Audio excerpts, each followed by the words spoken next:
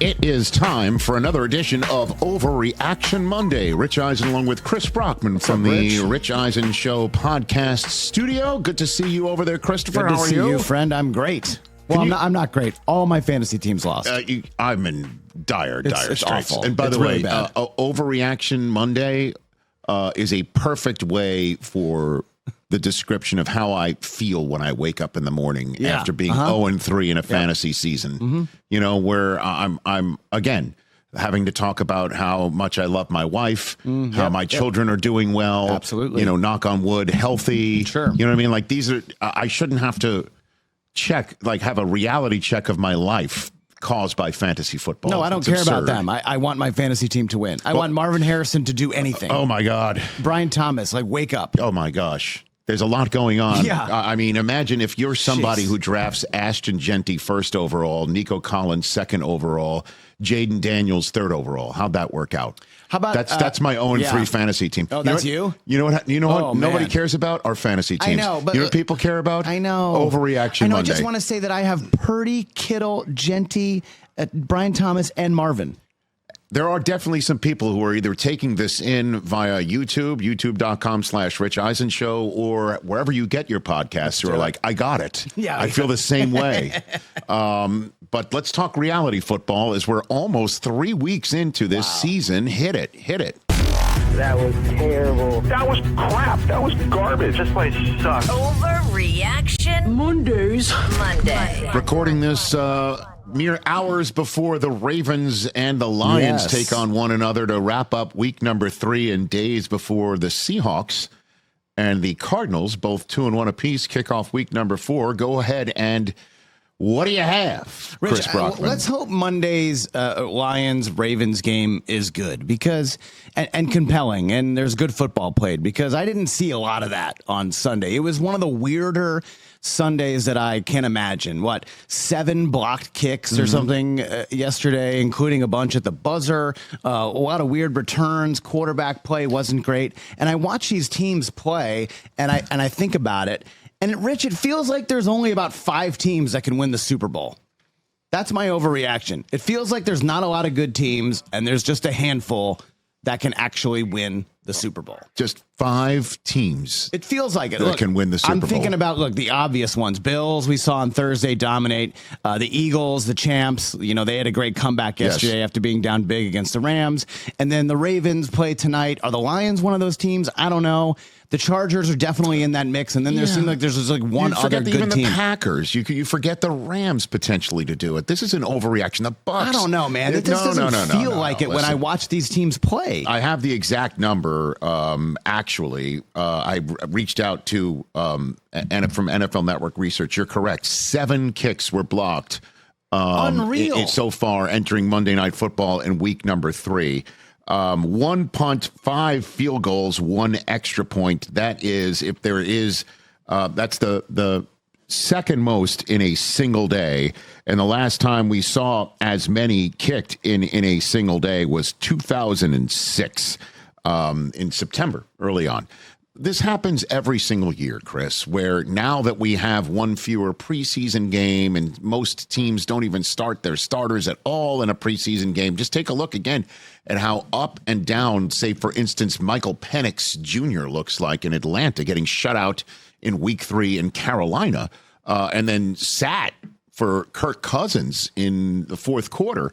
Do you think they might have given him a rep or 2 in the preseason? Would he have looked better and the first 3 weeks of this season, potentially? I'm just throwing that out there as an example that September football with the change of preseason, and let's get most of our reps of importance in practices against another team that we're going to then play in the preseason week. It just looks up and down. This is an overreaction. There are definitely more than 5 teams that can win the Super Bowl. We did this list in the preseason, right? And over the summer with guys. Right. You had almost half the league. I had over a dozen teams. TJ was only the one. He had 7, and I feel like it's even less than that right now as I watch the first 3 weeks. Let me hit him. The Bills can win the Super Bowl. The Ravens can win the Super Bowl. I think coming into the season, I thought Cincinnati could win the Super Bowl. Again, my Jake Browning, everything's okay. The house is not on fire. take Not a great start. Not a great start. Not a great start. Okay, not a great start. But I would say the Steelers coming into the season, I considered it. Right now, they don't look like a Super Bowl worthy team. The Colts, laugh all you want, man. The Colts can potentially win the Super Bowl. If They have to prove it every single week. I understand that. But as we're sitting here right now, you can't sit here and say that's not a magic carpet ride that's about to be taking off. You know, you've got the Chiefs at 1-2. Laugh all you want. They're still the Chiefs. You can't just discard them. And the Chargers, they don't look like a Super Bowl team. Well, Kansas City. I know that, but they're still the Chiefs, and they know how to do it. And at some point in time, if they make the playoffs and they're a wild card team, they're going to come in your house, and the calls can potentially come from within the house. You've got the Eagles. You've got potentially the Commanders if they can get Jaden Daniels back and start looking like the way they look. It's only 3 weeks in. The Packers, the Lions. I'm not going to throw the Vikings in this right now. We'll get the Green Bay in Bucks, a second. The Rams. I mean, the Seahawks are off to a terrific start. The Niners are 3-0. What if Kittle comes back and Purdy's back and Ayuk's back and McCaffrey is still healthy? McCaffrey's doing McCaffrey things right now. He's not getting in the end zone. Overreaction. What else you got over there? All right. This one I do not think is an overreaction, and I think you're actually going to agree with me. When I watch this team play, Rich, they play right down the road, and they're kind of the it seems like the renter there. It seems like the Chargers. I'm talking about the Chargers. Justin Herbert. He's the MVP through the first 3 weeks, hands down. Let's see. You could throw Allen in there at 3-0. Allen hasn't done it every single week this year. I know that he didn't account for a touchdown in week 2. Who else? Jordan Love was. I guess you've got to only include undefeated teams right now. Baker Mayfield. Let me tell you something about Baker Mayfield. Do you have a Bucks? I do have a Bucks one later on. So then I'll just throw this out right now because I thought this was interesting, and I will throw it out. That Baker Mayfield, ladies and gentlemen, just the 4th quarterback since 2000 with 3 game-winning drives in the team's first 3 games of the season. And on top of it, do you know who has got the longest active streak among quarterbacks with 4 straight games of 30 or more rush yards on top of it? That would be one Mayfield, Baker. Wow. The Bucks are also one of 3 teams to not have a turnover in 2025. Interesting. The other teams are named. Not the Patriots. The Bills, that's correct. The Bills and the Colts as well. And they're 3-0 for the first time since 2005. Justin Herbert, I can give you a bunch of statistics that show how terrific he has been as well. I can't push back on this. I don't think this is an overreaction. I saw what he did in person, and here's the stat to just throw out for what he did on Sunday against the Broncos. In the last 2 drives, in which he threw a game-tying touchdown pass and led the team to a Dicker the Kicker field goal with no time remaining, Justin Herbert was 8 of 9 for 93 yards and that 1 passing touchdown. He was superb. That throw to Keenan Allen for the touchdown, that was when I went, whoa. I know. MVPs make that type of play. You can't push back on this. You can't sit here. No. There's others that can be considered. I just named, Baker as another. I mean, we're going to see Lamar on Monday night. Allen Goff has had a good season so far. I'll buy this one. Correct. 1 for 2. What else you got? Jim's comments after hopefully we play that on the flagship today. Jim was unbelievable in the post game trying to describe how he was feeling. I will always come up with a Harbaugh and file. Watching Herbert play. Good to know. All right, next, you mentioned the Colts a second ago and one of the teams that can win the Super Bowl. I still need to see it, but right now through 3 weeks, Rich, the Colts are a top 5 team in the NFL. Danny Diamonds, Indiana Jones, he's going to be an MVP finalist. I keep going back to a 3-game, 3-0 start for Sam Darnold. I know. The Carolina Panthers. That's kind of the linchpin of this conversation whenever we think about MVPs through the first month. I mean, the Colts are out here to take on a Rams team that in the first half at halftime in Philadelphia looked like the best team in football. It's funny when I'm looking at the schedule. Del Tufo's on the mic here, maybe on the radio over there. Maybe he can and back me up here. I'm looking at this Colts Rams game and I'm like, how am I going to sell that? Am I going to make any money on this game? Are you going to go to it now? Now it's a must go. Are you going to it? It is a must attend. You are Del Tufo on Sunday week 4. Saying yes, must attend Rams Colts. Colts top 5 team. I'll buy. Okay. I haven't done my power rankings yet. I know. I'm just kind of throwing one. I don't know if they will be in the top 5, but right now, just sitting here right now, when you look at the 2-0 teams, you've got the Colts, Chargers, and Bills in the AFC. At 3-0 in the AFC. In the NFC, you have the Eagles. Yep. And then you have the Bucks, and you've got the 49ers. Mm-hmm. Right? I'm not missing anything on that front. No, those are the unbeatens. So the Colts being a top 5 team, Danny Diamonds finishing an MVP candidate, he would have to continue this over, obviously, I can't say 17-game stretch because not everyone's perfect every single game. Sure. It would have to be like 14 out of 17 weeks. That's what it would have to be, you know? And what he's doing, though, is stuff that you have just not seen a Colts quarterback do. No, this is... And by the way, I'm not kidding Early when Andrew I say Luck, that. probably, right? No. Ever? Here's a stat for you, Chris Brockman. I want to hear it. In the Super Bowl era,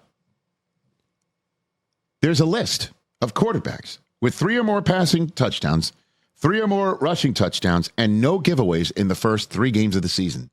That list is one name long now. Stop it. Daniel Jones. I mean, what are we doing? The list of Colts He's the quarterbacks. only person on that list? The list of Colts quarterbacks to start the season. 3-0 with no giveaways. Colts quarterbacks. We're talking Peyton Manning. Andrew Luck. Jim Harbaugh. How about Johnny Unitas? Hey, I've heard of him. Has a statue. The list is now one name long. Daniel Jones. This is what he's doing. So, I don't mean to laugh. I mean, he may, for those watching on the YouTube channel, the graphic that we have, he may look like the initial Ronaldo statue. It's not Okay? so But he is playing lights out. So now, yes, he is an MVP finalist. I just tap the brakes a little bit here. Just got to tap him. If he goes into the Rams' house, and we know whose house it is. Rams house. Okay. And does it again, and then continues on and wins this division, which it sure looks like they are in a pole position to do. The Jaguars, though, are only a game behind them. I know, but the Jaguars don't look exactly. Hey, laugh all you like want, world pal. beaters. You are what you are, and they do not play. They do not play each other until wait for it. Week 14. Wow. They play week 14 and week 17. So this thing's going to be up in the air potentially. Interesting. I'll just tap the brakes on that. So half weigh in, Okay. half overreaction. Just like 50-50. Okay? Okay. So what else? He's balling, man. I know he He's is. balling. It's crazy. I got you. He's balling. I got you. All right. Speaking of who's not balling. And we were loving this team for the first 2 weeks. Look, man, I have them to win the Super Bowl. But it seems like we crowned the Packers a little too early. Stop it. Sunday is who the Packers really are. No, stop it. Hey, man, you laugh all you want about the Cleveland Browns, and I know a ton of people do, but that defense is no joke. And Myles Garrett obviously is Myles Garrett.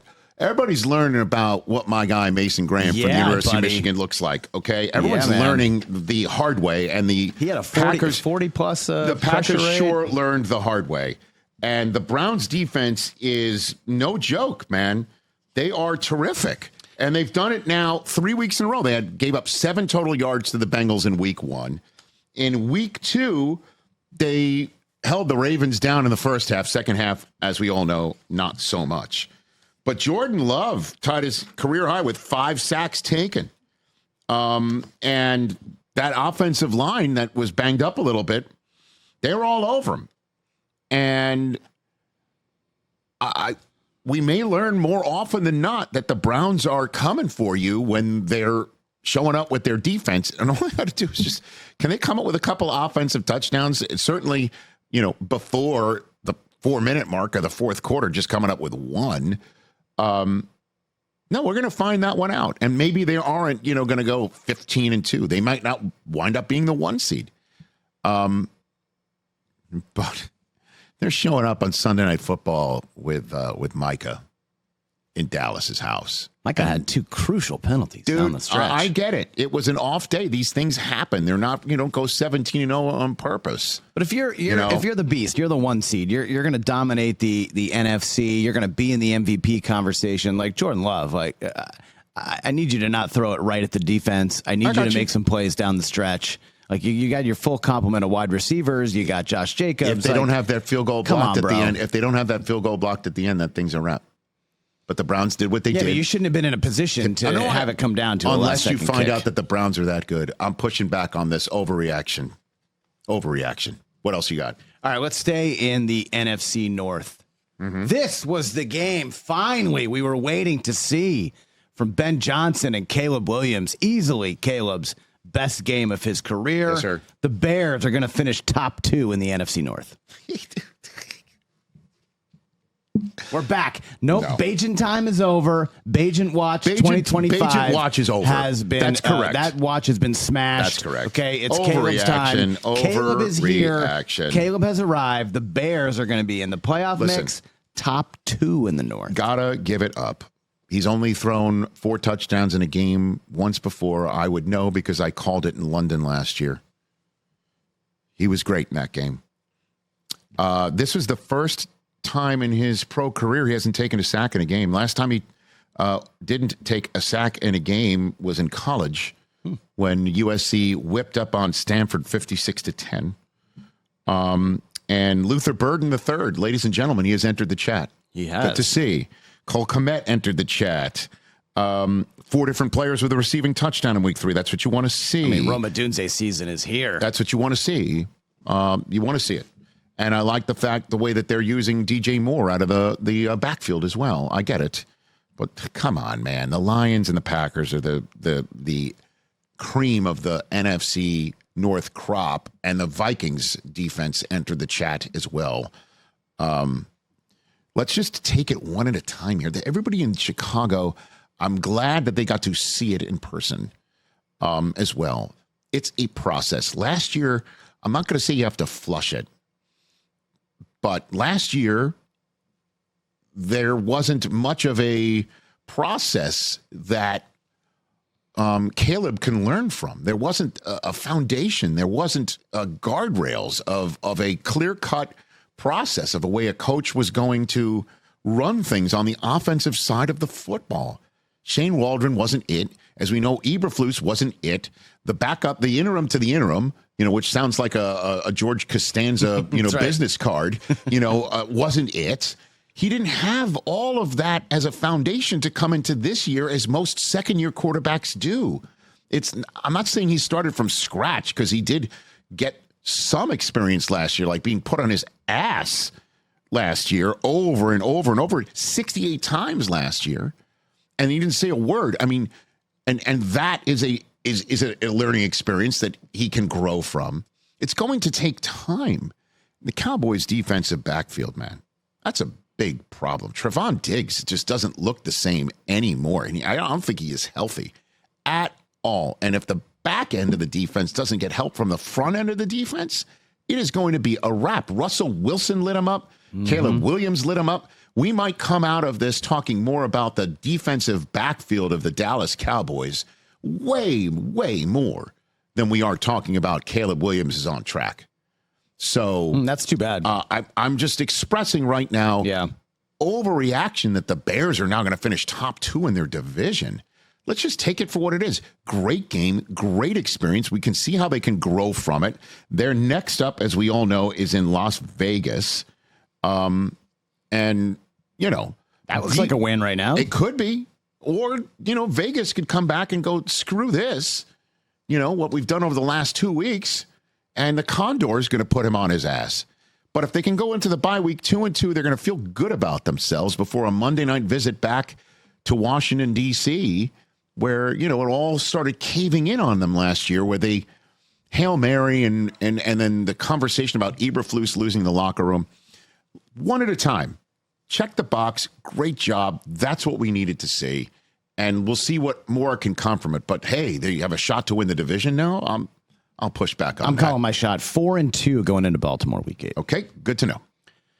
You know who's not going to be 4-2 at any point this season? The Bengals. Their season is absolutely cooked, and they're going to be picking in the top 10 this year. You know the way I'm talking about this now. Listen, that was brutal. And their next game next week is in Denver.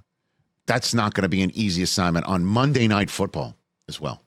So Jake Browning going into Denver with Denver 1-2 easily could be 3-0, feeling their way back to 500 against a backup quarterback who has been interception prone in his 6 quarters. And, you know, the rest of his team fumbling it all over the place and the Vikings defense being opportunistic. And I know that the Broncos defense might be one of the more popular fantasy week 4 plays. Mm-hmm. But what we're looking at with Jake Browning is potentially, and this is why he might be a backup, is a 500 quarterback. Yep. And if he is a 500 quarterback, even if he goes 0-2 to start, and this is going to be my retort on the flagship show as well, or for anybody on the our friends at ESPN who use my season's not over as a topic bar launching off point for their conversations on their shows. Sure. This is my retort. Even if he starts 0-2, okay, let's just marathon it here.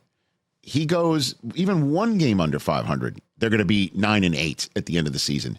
Joe Burrow could potentially come back at the end of the year. All he's got to get is a team that's hovering around the 500 mark, if not at it or potentially above it. By the time he gets back, I am not declaring this season over again. It looked terrible. And Monday night in Denver may not look much better. But Cincinnati, you know, after that, by the way, has a home date with Detroit before they're at Green Bay, and then a Thursday nighter home for Pittsburgh before the the Jets at home, Chicago at home, a bye week. They also have New England at home. There are some really tough games on their schedule. There's a game at Miami on a Sunday night that if you listen right now, that's the sound of a flex. Okay? So there are some wins out there. There are going to be some games that Jake Browning is going to have to win, or the defense is going to have to come up with it. It's going to be a long slog. I don't believe the Super Bowl is within reach, which I know they had a dream of before Joe Burrow's toe gave way. So if you're saying that's the season's over that way, okay. But top 10 pick? Top 10 pick. No. I mean, that's like, what, 6 wins, 6-11? I know that. Yeah, okay. You knew I could call this an overreaction. Yeah, I'm not just immediately I understand. turning heel on myself. I get it. I just wanted it out there.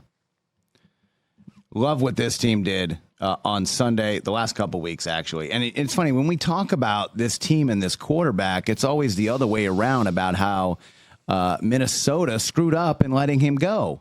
Well, let's go the other way. Let's be positive. The Seahawks made the right move, swapping Geno for Sam Darnold. I like it. I like it. Sam Darnold has been balling to start the year quietly. That's all Mike McDonald wanted to do from the minute he got there, was to put his own stamp on things, have his own players there, have his own system put in. You know, some folks in Seattle are still all over me whenever I see them about my take here when we found out that Mike McDonald replaced a lot of the photographs. Yeah. Took all of the Pete Carroll photographs and all the championship photographs down off the wall, put it on some sort of a digital frame somewhere, and put his own stamp on things. And so, sending Geno packing when Geno didn't want to sign for the amount of money that they were willing to give him, and Pete getting the job in San Francisco, in Vegas, saying, I'll take him. And then Sam Darnold saying, I'll take this amount of money from you. It made a complete sense for them to make this move. And Sam Darnold and the Seahawks could easily be 3-0 if somehow, some way they had defended Purdy to Jake Tonjes in the last seconds of that game. Yep. If you can potentially hear me sifting through, because I'm trying to get this statistic right here that I saw earlier. Here it is, of the Seattle Seahawks. They scored as many points in week 3 as they did in weeks 1 and 2 combined. So they're obviously taking off. The defense is doing its job. Unbelievable. Do you know the only team to allow 17 or fewer points in each of their first 3 games of the season would be the Seattle Seahawks? I like it. Sam Darnold had his 8th game of 2 or more passing touchdowns and no interceptions since 2024. Only Lamar, Josh Allen, and Jared Goff have had more in the last 2 seasons. So he's now doing in Seattle, okay, I know it's against the New Orleans Saints, but he's doing in Seattle At least he's had a game in Seattle like he's had in last year. So it's not like, he turned into a pumpkin. We saw the carriage. We did. In Lumen Field on Sunday. And the Seattle offense has been, Darnold's led the offense to 48 more points in the last 6 quarters than in the first 6 quarters of the year. So they are taking off. And here's the thing, too. We were all wondering, DK's going to Pittsburgh. What about, is Jackson Smith and Jigba ready to be the number 1 receiver of the Seattle Seahawks? And his 323 receiving yards so far are the most in the history of the team through the first 3 games of a season. Wow. So JSN is being found. Yep. And someone has to find them. And the defense is doing its job. Kenneth Walker, the third, is doing his job. Torrey Horton joins JSN and Metcalf as the only Seattle rookie wide receivers to have back-to-back games with a receiving touchdown in the last 10 seasons. Somebody's got to be the trigger man there. So, not an overreaction. I buy it, sir.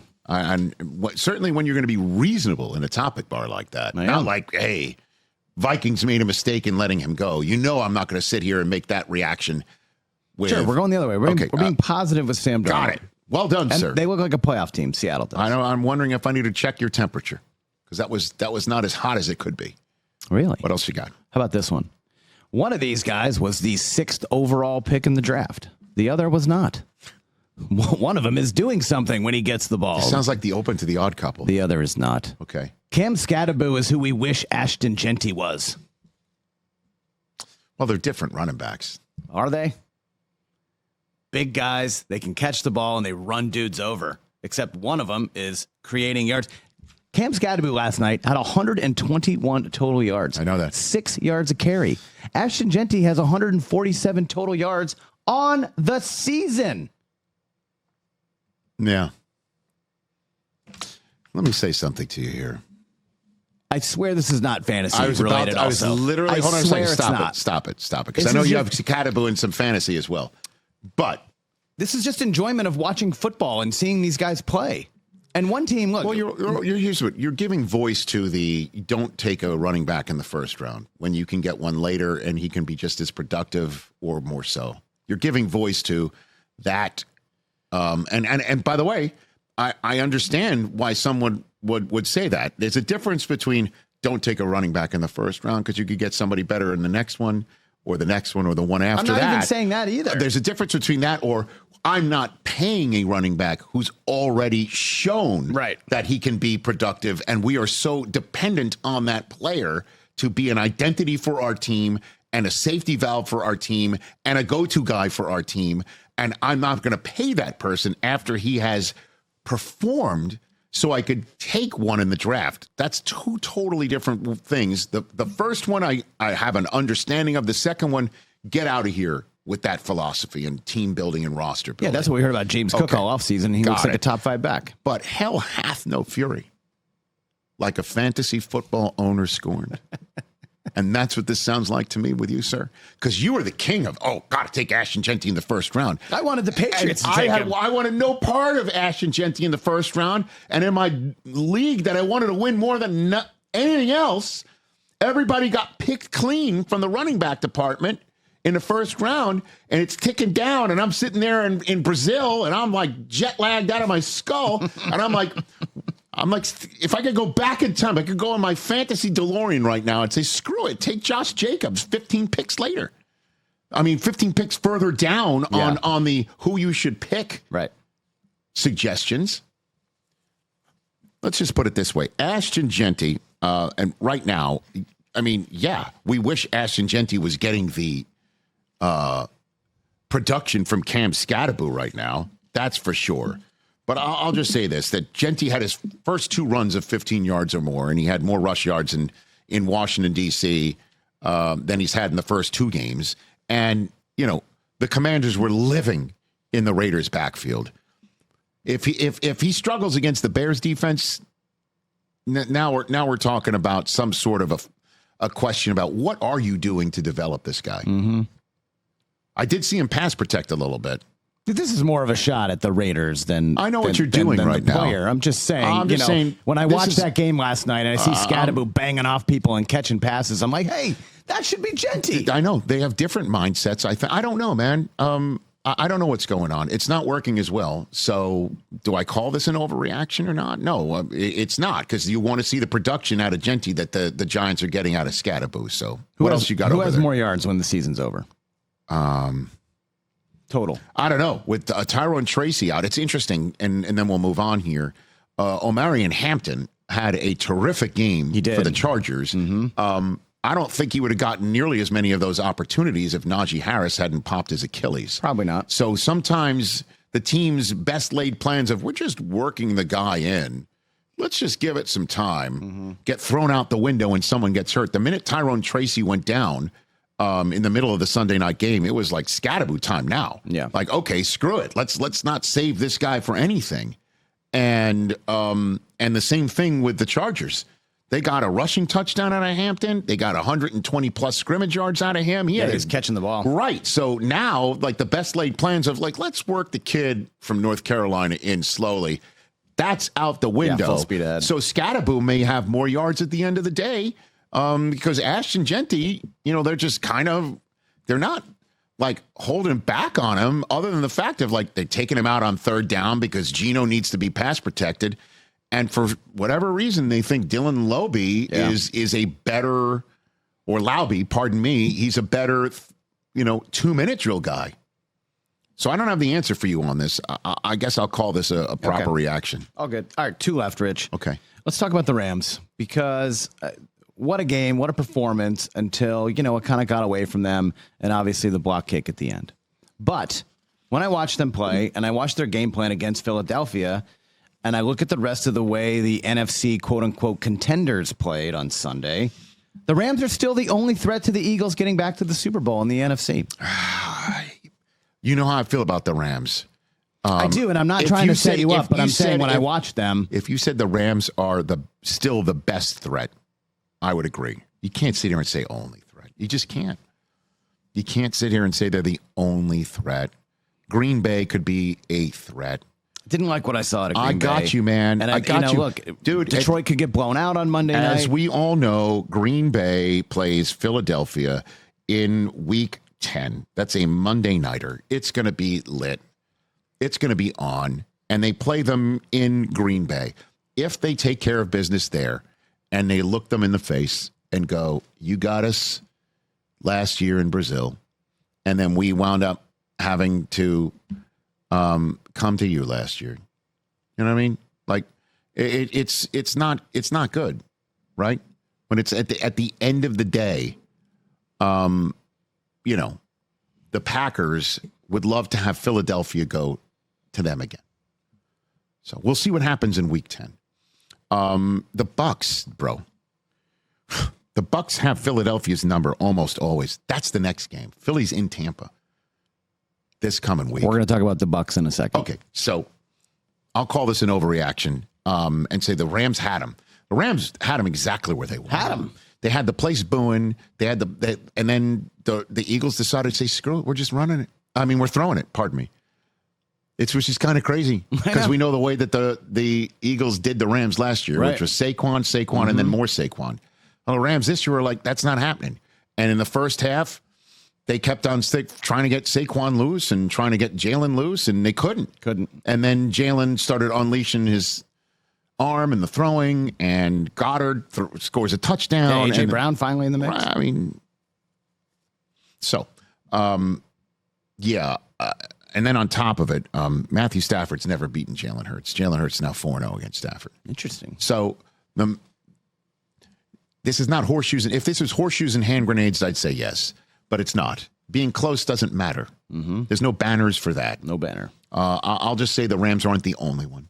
What else? Okay. Finish up strong, sir. Last one. Okay. And we're going to talk about Tampa, like I said. Okay. As promised. As promised. And I know Baker's your boy, but he's been awesome. And when I watched the Bucks play the first 3 weeks of the year, you mentioned 3 game winners on the last drive. The Bucks have that team of destiny feel to them after the first 3 games.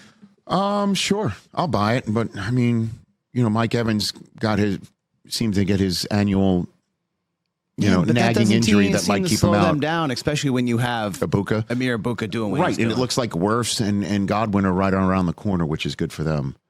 Yeah, I mean, they do have a sure. I'll buy it. I mean, Baker is special. He is special.